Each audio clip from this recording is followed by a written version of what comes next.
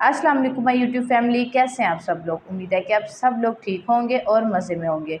आज मैं आप लोगों के साथ बहुत ही मज़ेदार देगी चना पुलाव की रेसिपी शेयर करूंगी और साथ ही साथ आज मैं आप लोगों को बताऊंगी कि हम किस तरीके से देगों जैसा चना पुलाव घर पे तैयार कर सकते हैं। और साथ ही मैं आपको वो तमाम सीक्रेट स्टेप भी बताऊंगी जिनकी वजह से देगों के जो चावल है वो इतने खिले खिले, खुशबूदार और जायकेदार बनते हैं, जिनको अगर आप फॉलो करेंगे तो आपके चावल भी खिले खिले, जायकेदार और देगों जैसे बन के घर पे रेडी होंगे। और सिर्फ घर के मसालों का इस्तेमाल करते हुए हम ये देगी चना पुलाव को रेडी करेंगे। तो स्टेप बाय स्टेप मैं आपको मुकम्मल गाइड करूंगी। तो अगर आपको वीडियो ये पसंद आए तो प्लीज़ वीडियो को लाइक और शेयर लाजमी कीजिएगा। तो चलिए फिर जल्दी से इस मज़ेदार से रेसिपी को बनाना हम स्टार्ट कर लेते हैं।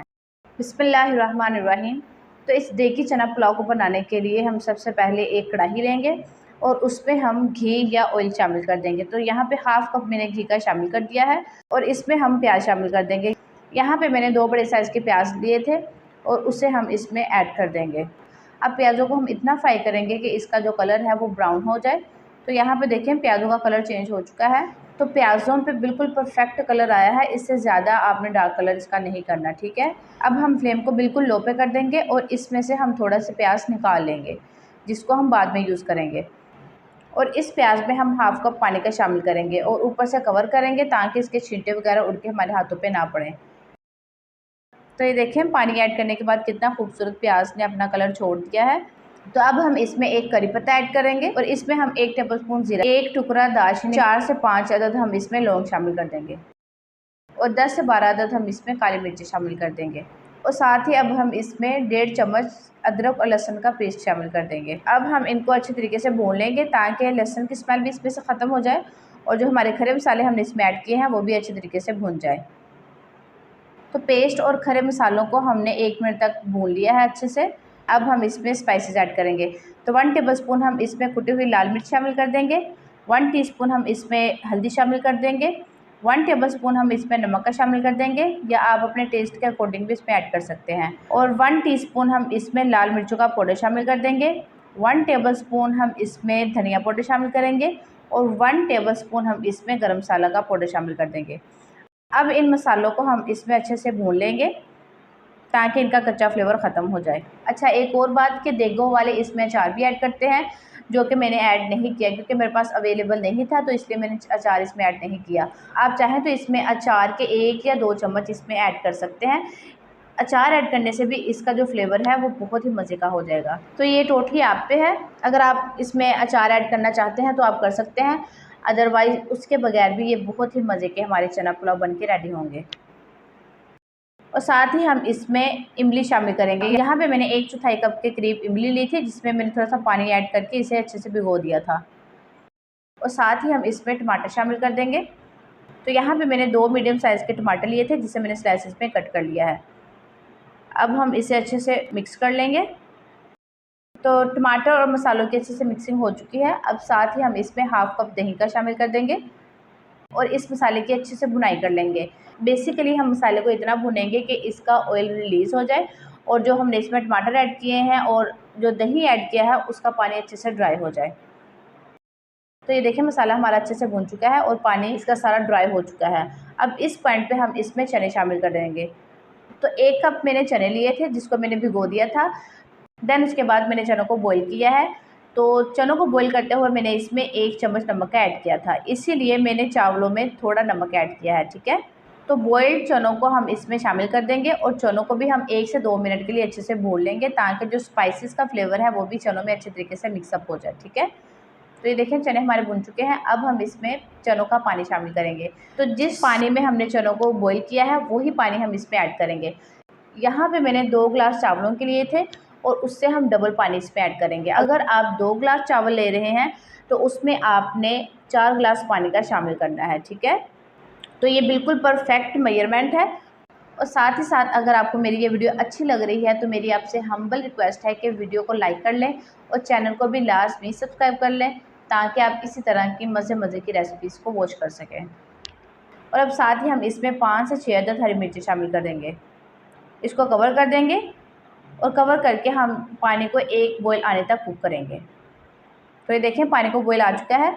अब हम इसमें चावल शामिल कर देंगे। तो 2 ग्लास मैंने चावल लिए थे जो कि तकरीबन आधा किलो के करीब बनते हैं, ठीक है, जिसको मैंने आधा घंटा पहले भिगो लिया था। यहाँ पे मैंने बासमती के चावल इस्तेमाल किए हैं।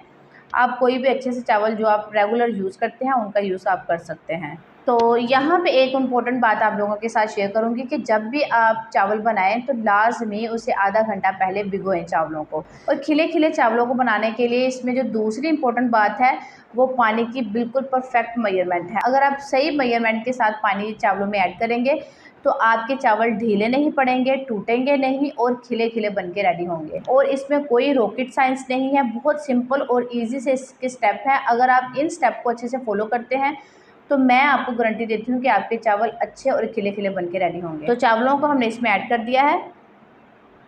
एक बार अच्छे से हम हल्के हाथों से इसमें चम्मच चला देंगे। अच्छा, अब इस पॉइंट पे आप नमक चेक कर लें और अगर आपको कम लगे तो आप इसमें और ऐड कर सकते हैं।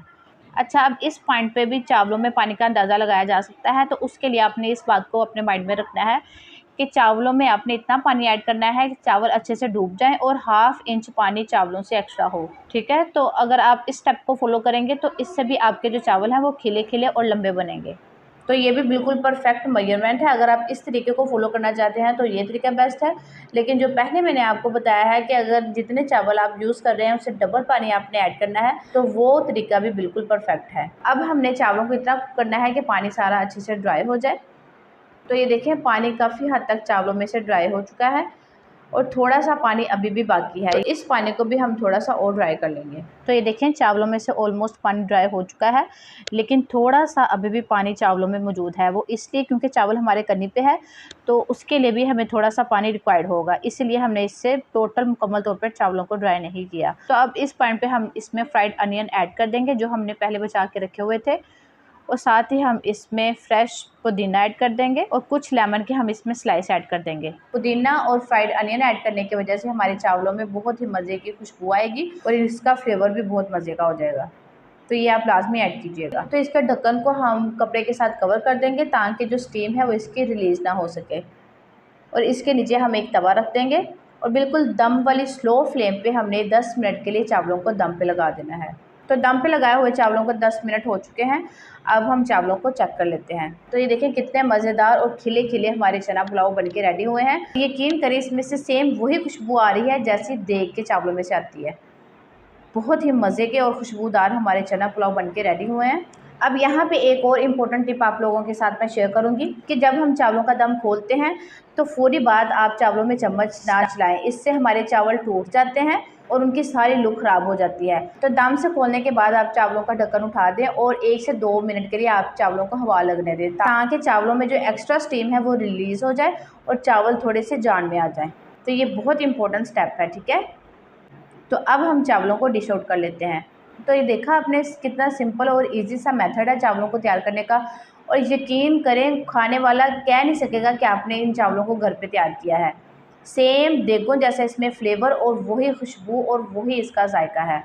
तो बस जो स्टेप मैंने आपको बताए हैं उन स्टेप को आपने अच्छे से फॉलो करना है, तो इंशाल्लाह आपके चावल भी इसी तरीके से खिले खिले और जायकेदार बन के रेडी होंगे। तो उम्मीद है कि आपको मेरी आज की ये रेसिपी पसंद आई होगी। अगर पसंद आई हो तो प्लीज़ वीडियो को लाइक और शेयर लाजमी कीजिएगा, और अगर आप मेरे चैनल पे पहली बार आए हैं तो मेरी आपसे हम्बल रिक्वेस्ट है कि आप मेरे चैनल को भी लाजमी सब्सक्राइब करें। तो चलती हूँ, दुआ में याद रखिएगा, अपना ढेर सारा ख्याल रखिएगा। अगली रेसिपी तक के लिए मुझे दीजिए इजाज़त। अल्लाह हाफिज़।